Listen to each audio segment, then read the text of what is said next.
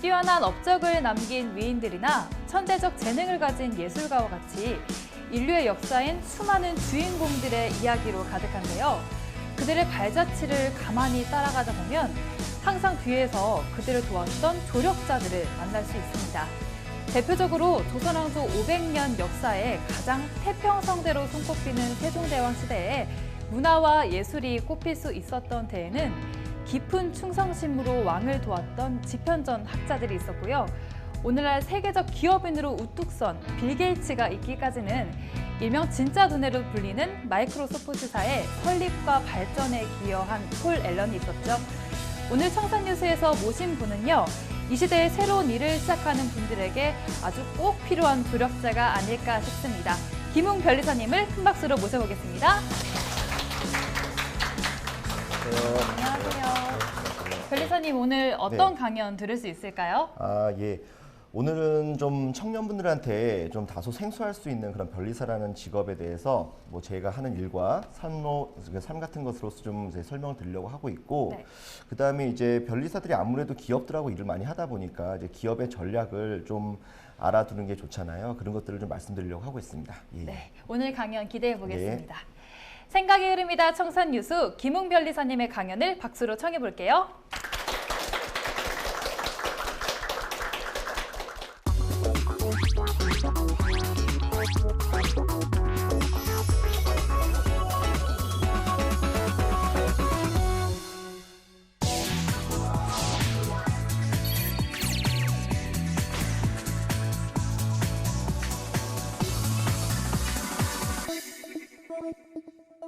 안녕하세요. 헤엄특허법인의 대표 변리사 김웅이라고 합니다.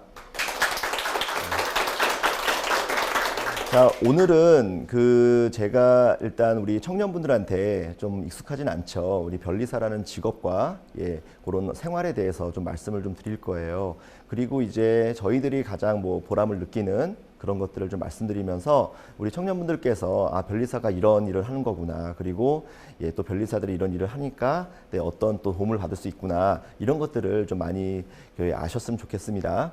그래서 일단은 뭐 여러분들하고 제가 교감을 좀 해야 될 것 같아요. 그래서 제가 살아온 삶을 좀 간단하게만 보여드릴게요. 그러면 변리사들이 이런 거를 하는 거구나. 아주 쉽게 이해가 될 것 같습니다. 잠깐 보시게 되면은 일단 여러분 여기 보시게 되면 저는 이제 1995년도에 대학교를 갔어요. 그리고 나서 1999년에 여러분 잘 아시는 이제 군대를 제대했습니다. 다 여기까지는 다 이제 우리 일반적인 대한민국의 청년들이라면 좀 비슷한 그런 코스를 밟은 건데, 저는 이제 2002년도에 대학을 졸업했고 그때 잠깐 인생에 대해서 고민을 많이 했죠. 왜냐하면 그때가 제가 이제 20대 후반 중반으로 넘어가는 그때였는데, 그때 아무래도 이제 뭐 여러 가지 고민이 많잖아요. 하고 싶은 건 많지만 할 수 있는 건 별로 없을 때, 그렇죠? 그럴 때이기 때문에 그때 나름대로 이제 회사를 다니면서 고민을 많이 하다가 정말 회사를 딱 멋지게 그만뒀습니다. 그리고 부모님의 반대를 굉장히 많이 받았죠. 그리고 나서 이제 공부라는 걸 해봤어요. 변리사 공부라는 걸요. 그리고 쓴 잔도 많이 마셔봤고요. 그래서 이제 결국은 한 3년 정도 공부를 하고 이제 변리사가 되었습니다. 그래서 2002년도에 대학을 졸업하고 한 3년, 4년 정도를 이제 공부를 하고, 그 다음에 2005년도에 드디어 변리사를 합격했어요. 자, 여기서부터는 이제 우리 다른 분들하고 좀 달라지겠죠. 근데 이제 제가 요걸 보여드린 이유가 뭐냐면, 이제 2005년도에 제가 변리사가 되고, 그다음 그 이후에 이제 지금까지 변리사 생활을 하고 있는데, 잠깐 보시게 되면은 보이시죠? 제가 대학교를 또 갔어요. 공부를 해야 되기 때문에. 그리고 대학교를 또 졸업한 다음에 또 대학원도 입학을 했고요. 그리고 이제 올해 대학원을 졸업하면서 내년에는 또 박사과정 또 들어갑니다. 학위를 따기 위한 그런 목적이라기보다도 우리 변리사의 어떤 일과 삶과 굉장히 연계가 있어요. 한번 보여드리도록 하겠습니다. 저희 변리사라는 게 정확히 뭐냐면, 정의를 내리기는 좀 어려워도 뭐 이런 일을 합니다. 뭐 특허청이나 뭐 법원 뭐에 대해서 특허 실용신안, 디자인 또는 상표에 관한 사항을 대리하고, 그 사항에 관한 감정과 그 밖의 사무를 수행하는 것을 업으로 한다. 이게 이제 뭐 제가 내린 결론이 아니고요. 저희 변리사법 제2조에 규정되어 있는 내용이에요. 그러니까 여러분 여기 내용을 보게 되면 그렇구나 뭐 이렇게 생각을 할 수도 있겠지만, 여기서 제일 중요한 게 뭐냐면요. 특허 실용신안, 디자인 또는 상표에 관한 사항을 일을 한다는 거예요. 그러니까 이거는 뭐냐면, 한마디로 이제 특허, 실용신안, 디자인 또는 상표라는 그 대상을 잘 이해를 해야 되고, 그거에 대한 이제 공부를 계속 할 수 있어야 된다는 겁니다. 그래서 저희 변리사랑 변호사 되게 헷갈리는 경우가 많아요. 우리 청년분들이요. 근데 변호사님들은 모든 법을 다루시는 분들이에요. 하지만 그 깊이가 뭐 다 모든 분야에서 다 깊을 수가 없잖아요. 근데 이제 변리사들은 그런 와중에서 이런 특허, 상표, 디자인 이런 분야를 집중적으로 공부를 하고 그쪽을 하게 되는 거죠. 그러면 여러분들이 이제 특허랑 실용실한 디자인 상표가 뭐냐? 요걸 좀 아셔야 되잖아요. 그렇죠? 그래서 잠깐 좀 보여드리면은 여러분 아까 우리 소개받은 것처럼 이런 거예요. 어떤 하나 신제품이 나오게 되면 항상 기업은 새로운 기술을 적용하고 새로운 디자인을 적용하고 새로운 브랜드를 적용을 하죠. 그렇죠? 그건 어떤 뭐 대기업들뿐만 아니라 중견기업, 중소기업에다가 1인 창업기업도 마찬가지예요. 그렇죠? 그래서 그렇게 새롭게 생긴 기술과 디자인 브랜드 이런 것들을 국가가 보증해주는 권리 그런 걸로 만들어주고 관리해주는 역할을 하는 겁니다. 그러다 보니까 여러분 어떻게 했어요? 굉장히 새롭게 나오는 기술들을 빨리빨리 이해할 수 있어야 되고 새롭게 나오는 디자인 트렌드를 알아야 되고 그리고 브랜드 전략을 알아야 되잖아요. 그러니까 뭐가 필요하다? 꾸준히 공부를 계속해야 돼요. 그러니까 여러분들 가만히 있으면 공부 안 하시죠? 하지만 이렇게 학위를 따기 위해서 대학원을 다니고 학교를 다니면은 공부를 하게 되어 있어요. 학점을 따야 되기 때문에. 그래서 계속 공부를 할 수밖에 없는 거죠. 그래서 결론적으로는 여러분 이런 기술과 디자인 브랜드 이런 쪽을 다루는 영역이고 그것들을 이해한 다음에 자 보세요. 기업이 원하는 비즈니스 아이템. 바로 어떤 기업이든 간에 먹고 살려면은 열심히 개발하고 그래야 되잖아요. 그런 것들을 우리가 비즈니스 아이템이라고 한다면 그런 것들을 보호해주는 이런 권리들 그런 것들을 우리가 크게 지식재산권이라고 얘기를 해요. 그 지식재산권이라는 것이 있는데 이런 것 중에서도 아까 보셨죠? 특허, 실용실한 디자인 상표라고 했으니까 따로 요 세 가지 영역을 저희가 관리를 하고 있는 겁니다. 저작권하고 부정경쟁 방지 이쪽에 뭐 관한 것들은 저희는 뭐 큰 전문가들은 아니에요. 오히려 변호사님들이 더 잘하시고요. 하지만 이쪽이 산업재산권이라고 해서 반드시 비즈니스와 연계되어 있는 그런 분야하고 바로 연계가 돼 있죠. 그러니까 여러분 어떠시겠어요? 저희 고객들이 다 누구겠어요? 기업에 있는 연구원님들이고 기업에 있는 디자이너분들이고 기업의 경영팀들이고 이런 분들이 계속 저희한테 뭔가를 물어보고 이렇게 얘기했을 때 모르면 안 되겠죠. 그러니까 계속 공부를 해야 돼요. 그리고 그분들에게 가장 질 높은 서비스를 제공해야 되기 때문에 역시 투철한 서비스 정신도 필요하겠죠. 그렇죠? 그래서 보시게 되면은 제가 한번 정리를 해볼게요. 이건 제 정의예요. 보시면 변화하는 기술과 디자인 브랜드와 그다음에 그런 관련 법률을 끊임없이 연구하는 것을 좋아해야 돼요. 안 좋아하면 큰일 나요. 그러면 지겨워져요, 일이요.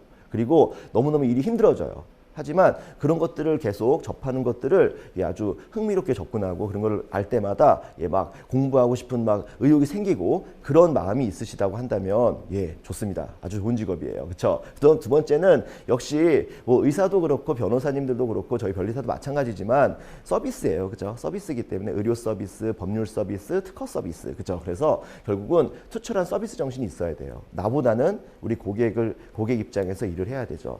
그래서 뭐 사실 저희 변리사들 같은 경우는요. 어떨까요? 아무래도 야근도 좀 많아요. 왜냐하면 고객이 급한 일이 생기면 고객은 퇴근하시면서 저희한테 일을 주고요. 저희는 야근하면서 해야 돼요. 무슨 말인지 아시겠죠? 그렇죠? 주말에요? 맞아요. 금요일 날 저녁에 일을 주시면요. 토요일 일을 해야 돼요. 어쩔 수 없는 겁니다. 왜냐하면 서비스 정신이 있어야 되는 거니까. 그렇죠? 자, 그래서 그런 것들이 맞는 직업이라고 한다면은 맞는 분들이라고 한다면 우리 청년분들이 이 변리사라는 직업에 도전을 해 보시는 것도 좋아요.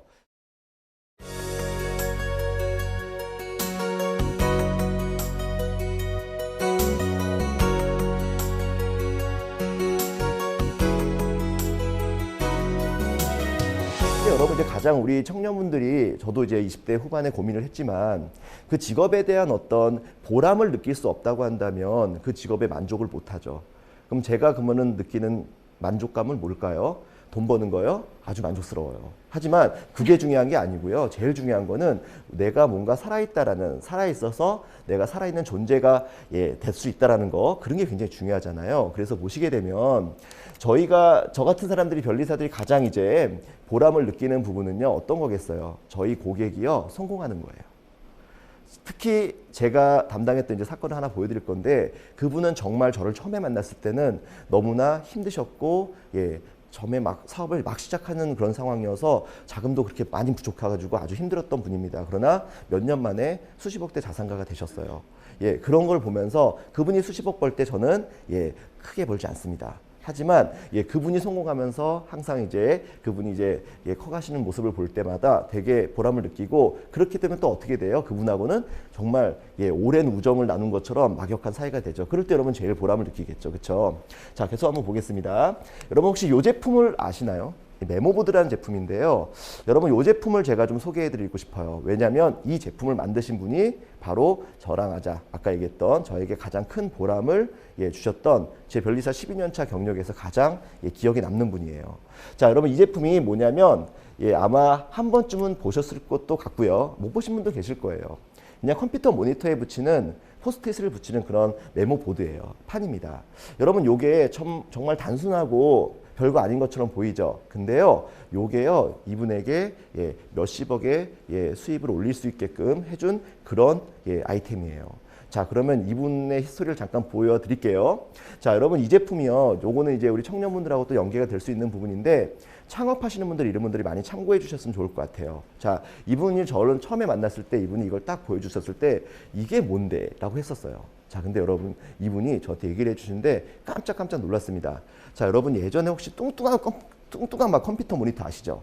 그 뚱뚱한 컴퓨터 모니터를 CRT 모니터라고 하는데 그 모니터 같은 경우는 굉장히 무거웠어요. 그래서 걔네들을 지지하기 위한 이 겉을 싸는 패키지 자체가 굉장히 두껍고 튼튼했어요. 그래서 옆에 테두리 같은 데다가 우리 막 포스트잇에서 막 영어 단어 쓰고 중요한 메모 써가지고 막 붙여놓잖아요. 그게 그때는 잘 붙어 있었어요. 근데 여러분 보세요. 기술이 막 발전하잖아요. 그러면요, 모니터는요, 점점 어떻게 발전하는지 아세요? 슬리마. 얇아져요.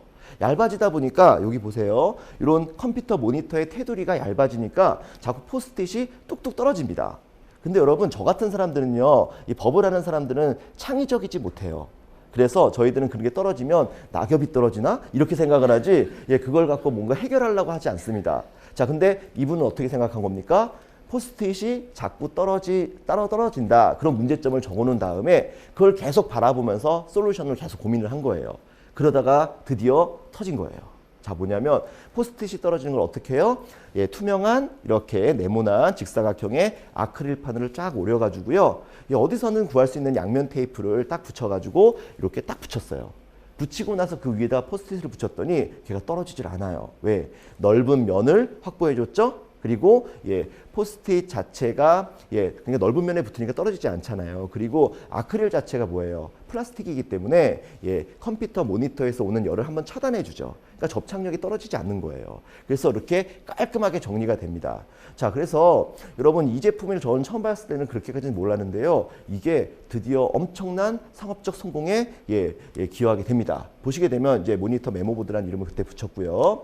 자, 여러분 이 제품이 나오자마자 뭐 10x10 이런 여러분들 아마 한 번쯤은 들어보셨던 그런 쇼핑몰에서 모든 제품 중에 넘버원이 된 적이 있어요. 이게 뭐라고요? 그렇죠? 근데 여러분 이 제품이 여러분께서 정확하게 아셔야 될 게 뭐냐면요. 이 제품에 대한 소비자들은요. 따로 있어요. 어떤 거냐면 어떤 분들이냐면 이 제품은 제일 많이 구입하는 사람이 누굴까요? 컴퓨터 모니터에 딱 붙어 있을 때 거기 위에 뭐라고 딱 인쇄를 하게 되면 아주 좋은 물건이 될 수 있어요. 자, 그건 뭐냐면 판촉물이에요. 그래서 이거를 컴퓨터 모니터에 딱 붙이는 순간, 자, 한번 잠깐 볼까요? 여기 보시면 여기 뭐라고 인쇄가 돼 있죠? 제일 꼭대기에. 그 꼭대기에 인쇄가 돼 있는데 거기에다가 뭐 모모 생명 누구누구 FC 전화번호 딱 돼 있다고 생각해 볼게요. 그러면 그게 우리 예, 컴퓨터를 사용할 때마다 우리가 항상 눈에 보이죠. 그러니까 우리가 볼펜 판촉물로 볼펜도 받고 아니면은 예, 물티슈도 받고 하지만 몇 번 쓰고 버리잖아요. 하지만 이거는 컴퓨터 모니터에 딱 붙는 순간 정말 오랫동안 저희에게 광고를 해주는 그런 수단이 됩니다. 그러니까 판촉물로 너무 좋았던 거예요. 그래서 이 제품은요, 이렇게 온라인상에서 많이 판매된 것뿐만 아니라 엄청나게 이제 그런 보험회사나 자동차 회사의 딜러분들이나 아니면 제약회사나 이런 곳에서 굉장히 많이 주문이 들어온 겁니다. 여러분 이게 뭐라고요 도대체, 그죠? 그래서 이게 이걸로 이제 꽤 많이 돈을 벌었죠. 바로 이때 이제 제가 투입이 되죠. 자, 이분이 이 제품에 대한 예, 국가에서 허용하는 예, 독점권을 얻기 위해서 아까 제가 말씀드렸던 이렇게 디자인권을 획득을 합니다. 그래서 이 디자인권을 획득하고 우리나라에서 이 디자인권을 획득한 다음에 말 그대로 이거는 이제 우리나라에서는 이분이 주인인 거죠. 이분이 열심히 사업을 하신 거예요. 그래서 모든 기업들이 이걸 따라할 수 없게 되는 거니까 이분이 막 돈을 많이 벌 수가 있게 되는 거죠. 이게 판때기가 뭐라고요? 또 이게 너무 잘 나가서 미국하고 유럽, 일본까지도 다 디자인권을 등록받습니다. 그래서 이 국가에서는 지금 독점권을 얻게 되었고 결국은 이분은 이걸 가지고 열심히 사업을 하셔서 많은 돈을 벌게 돼요. 자, 여러분 요 과정에서 제가 어떤 역할을 한 거죠? 저는요, 이분에게 이 디자인권이라는 걸 받기 위한 역할을 한 거예요. 돈은 이분이 벌었어요. 아까 이분은 주인공이에요. 저는 엑스트라입니다. 하지만 제가 없었으면 또 안 되는 거잖아요. 그죠? 왜냐하면 이분이 그런 디자인권을 우리나라뿐만 아니라 해외에서 등록받기 위한 그 복잡한 절차들을 다 알 수가 없잖아요. 그러니까 저희들이 그거를 대리를 해드리는 거죠. 그렇죠? 그래서 만약 제 생각에는 이분이 이 제품 같은 것들을 이런 제품들을 디자인권이나 이런 게 없었다고 한다면 아마 그런 카피품이 창궐해 가지고 아마 돈을 크게 못 벌었을 거예요. 하지만 이런 권리가 있었기 때문에 이분이 이제 독점적으로 돈을 벌 수가 있었죠. 자, 그래서 잠깐 보시게 되면 이분이 2010년도에 저를 만났었고 2010년 10월 달에 판매를 하신 다음에 꽤 돈을 많이 버셨어요. 그때 좀 사업성을 확인했어요. 그리고 나서 이제 저는 날짜도 기억해요. 2010년 12월 31일 날 특허청에다가 출원을 완료했고요. 그리고 그때부터 본격적인 생산 판매를 하죠. 왜냐하면 디자인 출원이나 특허 출원 같은 걸 완료하게 되면 고유 번호가 떠요. 여러분들 주민등록번호로 여러분들을 입증하죠? 고유 번호가 뜨기 때문에 그걸로 이 상품을 입증하는 번호가 뜹니다. 고유 번호가 뜨니까. 자, 그걸로 이제 마케팅을 막 하는 거예요. 영업도 하고 홍보도 하고. 그러니까 이때 짧은 시간 4개월 만에 돈을 엄청 버시게 된 거죠. 그리고 갑자기 너무 장사가 잘 되니까 이거는 한국 제품이 아닌 한국만의 제품이 아니라 글로벌 제품이다 해가지고 이렇게 미국, 유럽, 일본까지도 가시게 된 겁니다. 그래서 그 이후에 보시게 되면 수십억 원의 매출을 달성하게 되셨고요. 저는 이분하고 막역한 사이가 됐어요.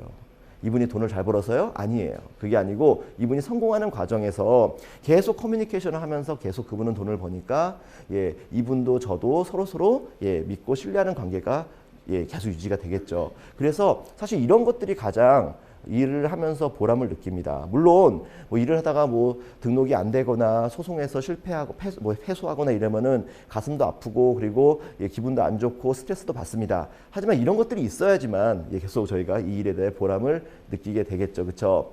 그래서 사실은 여러분 제가 이런 사건들을 이제 더 말씀드리고 싶은 것들이 많이 있지만 사실 이런 사건들을 보시면서 저희가 이제 청년분들이 나아갈 부분들은 좀 아셔야 될 것 같아요. 사실 방금 보신 것처럼 우리 청년분들이 이게 변리사로서의 어떤 삶으로도 본보기가 되지만 이런 정말 네모난 판때기 하나가 이분의 삶을 바꿨잖아요. 몇십억의 돈을 벌 수 있다는 것은 이런 아주 사소한 아이템에서부터 출발할 수 있다는 겁니다. 그래서 사실 저도 지금 약간 저희 자식에 대한 교육관이 좀 바뀌었어요. 예전에는 뭐 영어를 잘해야 된다, 수학을 잘해야 된다, 뭐 태권도를 잘해야 된다 이런 거에 좀 뭔가 전체적인 수단, 목적보다는 수단에다가 좀 많이 집중을 했던 것 같아요. 근데 지금은 오히려 애기한테 발명 교육을 시킵니다. 저희 애기도 이렇게 벌라고요.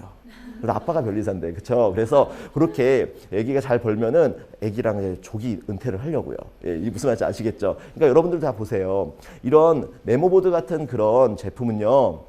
기본적으로 유학을 굳이 가실 필요 없어요. 그리고요, 학위를 많이 딸 필요도 없습니다. 뭐냐면 이 메모보드 같은 제품은요, 소비자들이 정말 필요로 하는 부분들을 살짝만 긁어주는 잠깐 그 가려운 부분을 긁어주는 제품인데도 이렇게 팔리잖아요. 그죠? 그렇기 때문에 사실은 뭐 저도 이런 분들을 본보기로 삼고 있지만 여러분들도 이런 걸로 창업을 하는구나. 이런 걸로 또 돈을 버는구나. 꼭 우리가 대기업만 보지 마시고요. 이런 걸로도 성공하고 돈을 벌고 있다는 것들을 많이 보셨으면 좋겠어요. 제가 변리사가 돼서 그런 시야가 넓어진 거는 너무너무 다행인 것 같아요. 그래서 그런 것들이 되게 좋고요. 그래서 제 생각에는 이 변리사들은요, 힘들었던 고객의 성공, 이게 가장 이제 보람인 것 같습니다. 대기업을 더 뭐 대리할 때도 있지만은 이렇게 힘들었던 고객이 성공하는 모습을 보면서 조금은 더 힘든 과정에서도 만족을 많이 느끼죠. 자, 그래서 여러분 이제 제가 이 변리사라는 직업이 이제 대충 뭔지는 아시겠죠, 그렇죠? 결론적으로는 그런 일을 하는 사람들입니다. 그래서 변리사들에 대한 직업이 뭐 단순히 뭐 돈을 많이 번다 적게 번다 이런 걸로 판단할 문제가 아니고 예, 제가 지금 살아오는 그런 삶들을 좀 이렇게 같이 공유하면서 우리 청년분들이 뭔가 직업을 선택할 때 또는 직업을 선택하지 않더라도 뭔가 업적인 어떤 뭐 직업을 선택을 할 때 도움이 좀 되셨으면 좋겠습니다. 그러면 여러분 이제 제가 다음에 여러분한테 말씀드려야 될 건 뭐겠어요? 이제는 제가 변리사에 대해서 좀 말씀을 드렸고 그렇다면 이제 변리사들이 어떤 일을 하고 그리고 그런 변리사들과 함께 커가는 그런 기업들이 어떤 전략을 가지고 이 사회에서 돈을 벌고 있는지를 한번 잠깐 말씀드려 볼게요. 왜냐하면 그걸 아셔야지만 여러분들이 기업을 알아야지 여러분이 거기 취업도 할 수 있는 거고 또 기업을 만들 수도 있는 거니까요. 그렇죠? 그렇게 한번 보도록 하겠습니다. 예, 일단 1부는 이렇게 마무리하겠습니다. 예, 감사합니다.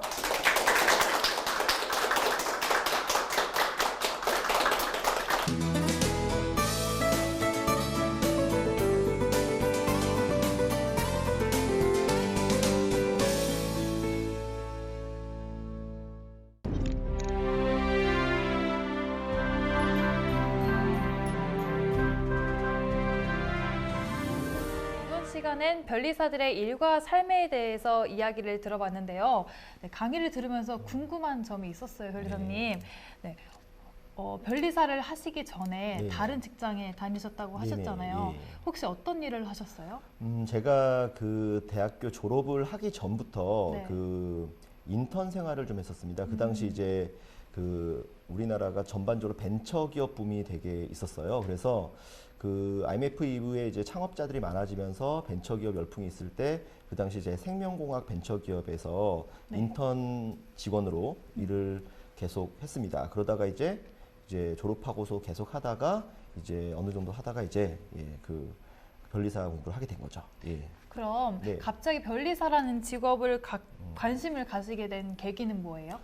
예. 일단 회사 생활을 하면서 그 약간 뭐랄까요? 그 회사 내에서 일을 하면서 진급을 해야 되고 그리고 많은 이제 직원분들이나 임직원분들하고 얘기를 해야 되고 이런 사회적 삶 자체가 이제 뭐 적응이 안 되거나 그런 건 아니었는데 네. 이제 뭐랄까 제가 그 회사 내에서 굉장히 그 윗급까지 올라가고 굉장히 이제 그 올라갈 수 있는 그런 가능성을 보기 위해서 네. 여러 가지 고민을 해봤는데 참 그런 것들이 조금 자신이 없었어요. 그러니까 뭔가 그 전에 대학교를 졸업하고 나서 약간 저의 스스로에 대한 부족함을 많이 느끼게 된 거죠. 그러다 보니까 사실 그런 고민을 하면서 뭐 여러 가지 공부도 더 해볼까, 학위를 더 받아볼까, 뭐 유학도 가볼까 이런 다양한 고민을 하다가 이제 변리사라는 직업을 알게 됐고 그 직업에 대한 매력을 좀 느끼면서 이제 시도하게 된 거죠. 예. 그럼 변리사님처럼 네.